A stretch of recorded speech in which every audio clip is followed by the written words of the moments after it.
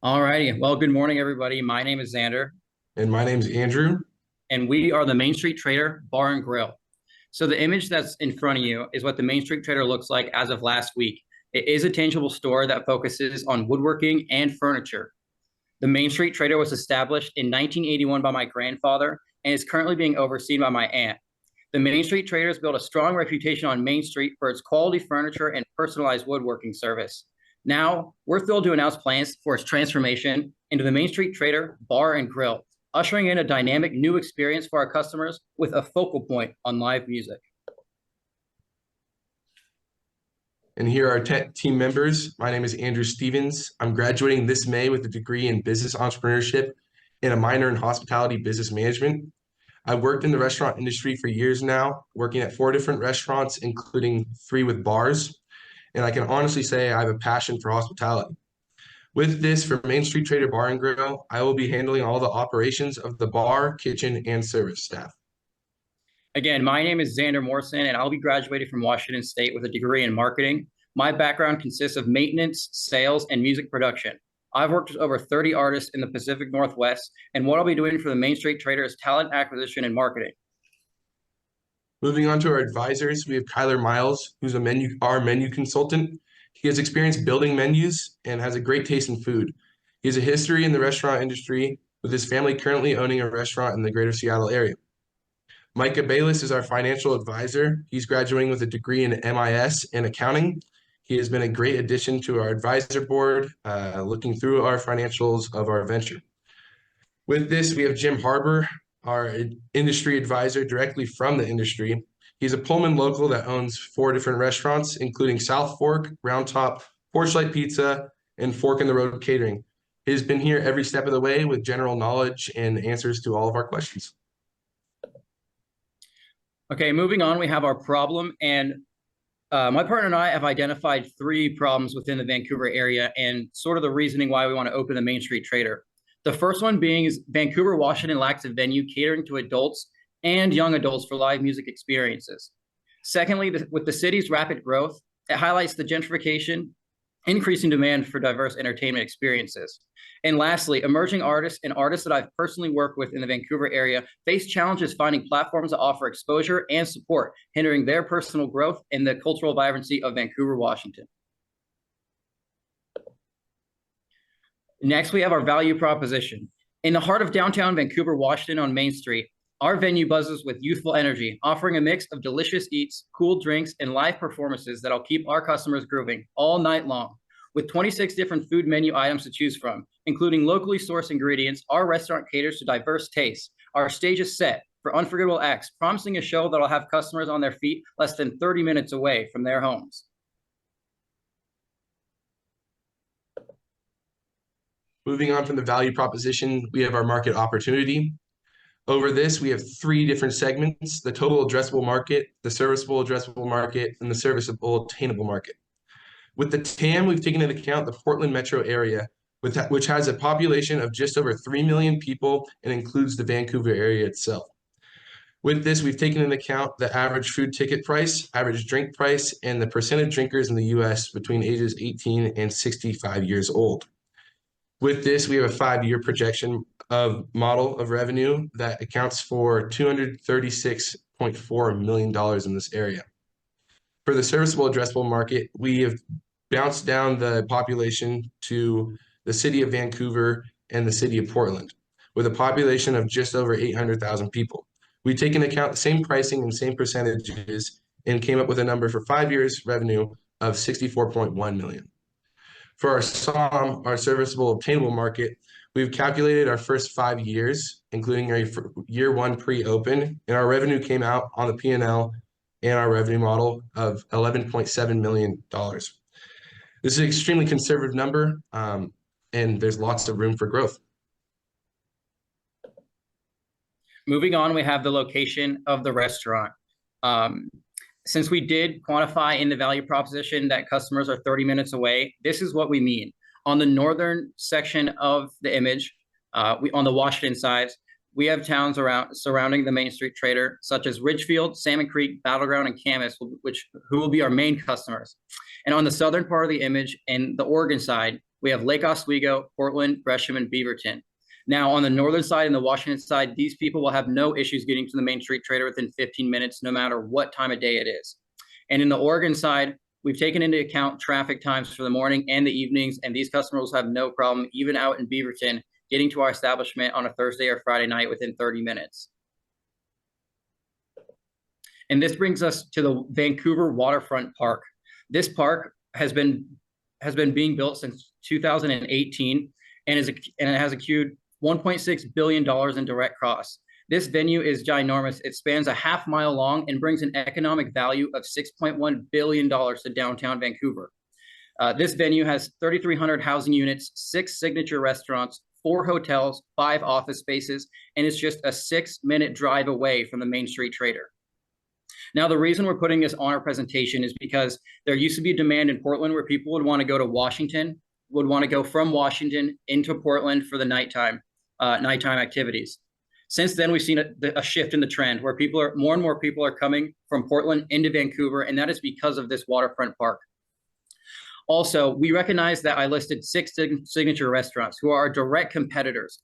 But what we were thinking is that people would be willing to make a 15-minute walk after their nice dinner on the water down to our live music that's happening every Friday and Saturday evening. Segueing into the competitive strategy. In the competitive space, my partner and I have identified 19 bars on Main Street, featuring prominent bars like Brick House and Six Shooter. We've also identified key music venues such as Billy Blues, Brick House, and 180 Concert Cafe. Billy Blues is notably the largest venue despite not being on Main Street. This is just in Vancouver itself. Looking at our competitive advantage, we maintain flexibility in rent payments due to my family owning the building and land outright. We also neighbor a larger footprint than other bars on Main Street and utilize 4,600 square feet. Collaborating with local music talent and also enriches our offerings and fosters community engagement within downtown Vancouver and the Portland area. Now looking at customer engagement and defending our market position, what we found in the restaurant industry is maintaining a consistent quality in food, drinks, and service will retain our customer loyalty and keep a positive word of mouth for the Main Street Trader. Also, we'd like to foster community engagement through local sponsorships with Little Leagues, partnerships with local hotels and other venues who will promote our live music, and events within our own community, while staying connected to customers through various social media platforms. Moving on from the competitive strategy, we have our go-to-market strategy. In phase 1, year 1, this is our pre-open year. We plan to do more market research, build out the new and improved space, hire and train employees, and continue our marketing campaigns with social medias. In phase 2, years 2 and 3, we plan to do a soft opening, and this way we'll be able to fine-tune our operations. We'll commit to community engagement and CSR through implementing Mug Club, working with local organizations and philanthropies. During this time, we'll continue to work on our marketing expansion through social media and website development. Through phase 3, years 4 and 5 of operations, we plan to do cross promotions with local breweries and local businesses involving more people in the community. We also plan to do continued innovations and continue to differentiate ourselves through our menu and drink list. We plan to keep, grow, and retain customers through excellent customer service, community engagement, and providing a great experience for anybody who steps foot through our door. Moving on to traction, we have successfully established an LLC. We've secured a prime location on Main Street in Vancouver, Washington, in the middle of our target market. We've established a menu with ongoing discussions of food supplier Cisco and alcohol supplier of Columbia Distribution for quality products and ingredients. And during our first month of operations, we have 6 featured bands performing in our first month, personally selected by our co-founder, Xander Morrison. We also have received exclusive advisory support from our industry expert, Jim Harbor, ensuring meticulous financial planning and strategic guidance for when we want to open this venture. We also have been working on acquiring all of our prerequisite licenses and permits, such as liquor license, business, food establishment, health, building, music, and waste disposal permits within the city and state. Moving on to our menu, Portland and Vancouver are known as areas of culinary distinction. With this, we have a creative menu with lots of diversity and some notable items, and some of my favorite being our stuffed onion rings, our blue cheese bacon stuffed mushrooms, our bacon jam smash burger, our cilantro jalapeno chicken sandwich, and our pork belly banh mi. With this, we've also implemented one of our favorites from home in Pullman, the Cougar grilled cheese within our grilled cheese on our menu.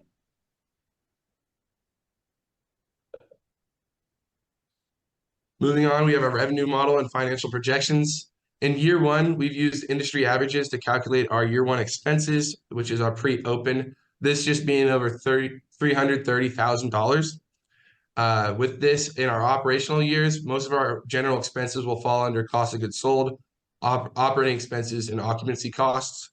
And for our revenue drivers, we have food sales and beverage sales. Over the course of our 5 years in revenue, we have our SOM, which is $11.7 million. Again, this is very conservative, still showing consistent net income and profit.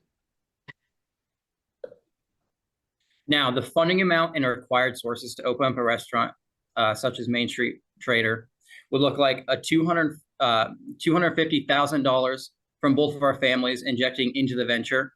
The LLC has also secured a $115,000 bank loan for the inaugural year with an interest rate of 12%. Now, the uses for both these funding amounts are for the pre-open expenses such as marketing, utilities, various equipment, leasehold improvements, training, insurance, rent expenses, and all the above. Thank you guys so much for your time. We've had a lot of fun in this process, in this business process. We'll also be going for the Social Impact Merit Award. Thank you guys so much. Any questions? Yeah, I'll start off. Great presentation, you guys. Your slides are very nice to look at. It's always nice to see stuff that's not just a dump of text. So great job on that. A question, your financials are different than what was in your business plan. Can you talk a bit about what's changed? I know those were probably submitted a while ago. Yeah, of course. Xander, can you go to the P&L? Yes. In our first turned in, we did not add training expense and food and drink waste, which changed our P&L. We also changed the revenue model to a 10% increase from year 2, 3, 4, and 5. We thought that was more realistic with how a restaurant can typically do revenue in a year. A restaurant and venue space can typically do a revenue in a year between $1 to $10 million. So we thought we were being a little too conservative, but also we had some expenses to add to our model here. Okay, thanks. Yeah. Speaking of the profit and loss statement there, quick question on your live entertainment. I didn't see any mention of pricing model or revenue or expenses anticipated with the entertainment side of things. Can you talk about that a little bit? Xander? Yeah, Andrew, you like to cover the ticket? Yeah, so our average ticket for food was $11.16 per customer, found on our menu map summary. And our average drink was cost out to $11.50. These are to be really inexpensive and drive more people inside. As far as the revenue model for music, the music is free. We don't have a cover charge. We have local talent and artists coming through. But as soon as we were to have a line out the door, that's when we would implement like a cover fee and a revenue model for that. But there's no way to project that at the moment. In our mind, we have realistic, conservative projections, not even filling out the restaurant, showing profit, but not even maximizing our attendance. So, adding on to that, we do have expenses for the equipment and everything. If we were to have lights, stage lights, and everything. Also, we don't have any expenses on the P&L for artists coming in because I have worked with over 30 different artists, including over 10 bands in the local area, who'd be more than happy to perform for us voluntarily just to get their kind of exposure and growth just within the community. So we did not expense that out, along with not having any cover costs in the restaurant because, yeah. Great, thank you. Yeah, also want to mention real quickly, great job on the presentation. Slide deck is really nice to look at. I did have one question about your competitive research with regard to the 19 bars on Main Street. It wasn't clear to me how many of them offered live music, if any, and if so, did you have some specific competitive advantages over them aside from your footprint? Yeah, so we have identified the 19 bars on Main Street. We've listed the key music venues in the area. There really aren't many. Billy Blues, Brick House, and 180 Concert Cafe are pretty much the only live music segments on Main Street. Billy Blues actually isn't even on Main Street at all. It's in downtown Vancouver. I mean, it's in like uptown Vancouver, away from Main Street. And that is mainly an older crowd, I would say. So as far as our competitive advantage, there's not a place in Vancouver where young adults such as me, and I've seen the demand through all the artists and all the concerts that I've been to within the area. Not a lot of young adults are going to an actual music venue. They are just on a literal sidewalk performing for 50 plus people. So that's kind of where we've seen the demand from, and then the other music venues within the area. I have something to add to this as well. Xander, can you pull up the menu map and master inventory for it, the yellow page?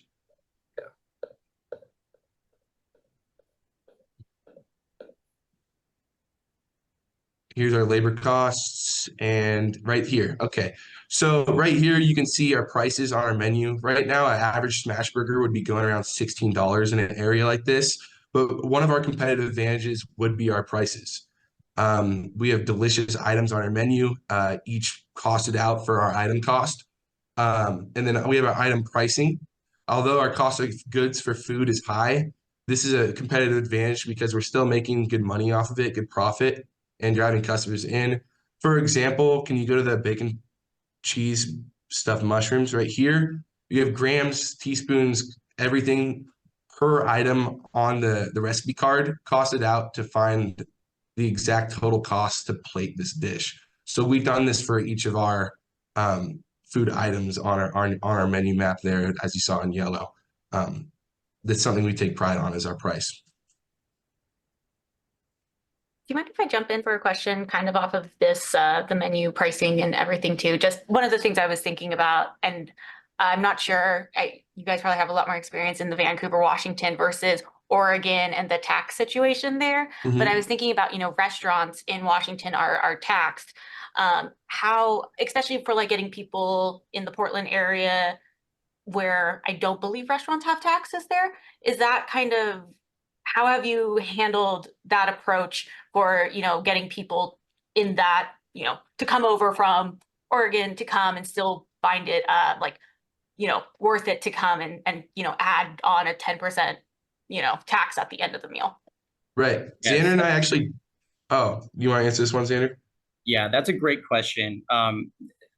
The tax problem, as far as Oregonians not wanting to pay more for a meal, I would say the difference in a meal, it's very minimal. It's not as much of as a stressor as it may seem.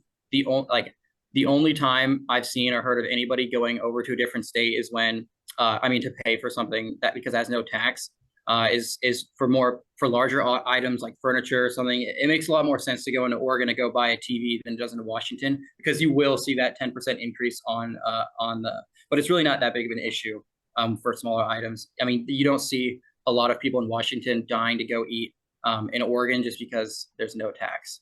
So yes, that is a great question, and I definitely see that. But in my, I don't know, Andrew, if you want to add anything to that. In my mind, we have a item that drives people in, which is the artist and the music and things. So people come for both the prices being low compared to other restaurants on our block, but also for the artists and the venue space being so large and comfy. With that though, you can go to the income statement. We have business and occupation tax. There's obviously an alcohol tax in Washington, but all of that's been taken into account within our P&L. So yeah. Great, thank you guys. Xander, you go to the labor costs. Yeah. Do Which Friday, one? Saturday. Friday, Saturday.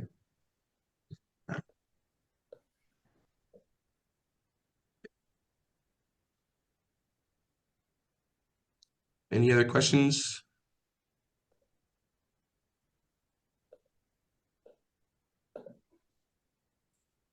Yeah, have you guys like trialed any of your food? I'm sure there's a lot of hungry college students that'd be willing to taste test some food and give you feedback. Have you got any feedback on your menu? Yeah, we have showed our menu off to people. We have not done any taste testings around campus. But what I will say is I actually live with our menu consultant, Kyler Miles, and he is an amazing chef. He grew up in the restaurant industry. His parents cook very well. Along with that, he does too. He actually built our menu out. We like to do group meals at our house, and he's done the pork belly banh mi's. He's done the smash burgers with bacon jam. And we all split up the costs, and that's where kind of this came from too. It was like, hey man, would you like to be a part of this and build out our menu for us? And he was an obvious yes. So very lucky to have him because a lot of these things on our menu that differentiate ourselves. I don't know if I would have been able to come up with. So um, as you can see, it's pretty diverse. Also, we didn't include our kids menu and soup and salad menu on that short little slide. I just wanted to show starters and entrees off because that's where most of the menu diversity is as a whole. Yeah, thanks. Add one more comment just because I know that area is getting pretty popular, like for wine also down by like the Mhm. Gorge is one of the new areas in Washington that's become its own AVA and getting a lot more recognition. So, you know, I think you could get a lot of really good pricing with Washington wineries, especially in that area. So I would like definitely lean into that, especially like you can have winemakers come do tastings, do all those things, you know, Right. it's a good way to get people I in do and kind of. apologize, but the 10-minute question and answer period is over. Dang. That was a very good point. Yeah, with that too, I was thinking about talking to Patrick Mary here at Mary Cellars and getting wine on tap, bring some more Pullman things out to Main Street, and we do have Wazoo Vancouver, so there's a lot of Cougs within this area, and I think a lot of support would come from that as an ending note here. Thank you so much, guys. Yep, thank you guys for taking the time today to talk to us. We really appreciate you, volunteering to do this. We've had an extreme amount of fun during this. And it's one of my dreams to own a restaurant. So this has been super beneficial just overall. Have a good rest of your day. Thank you guys. Thank you.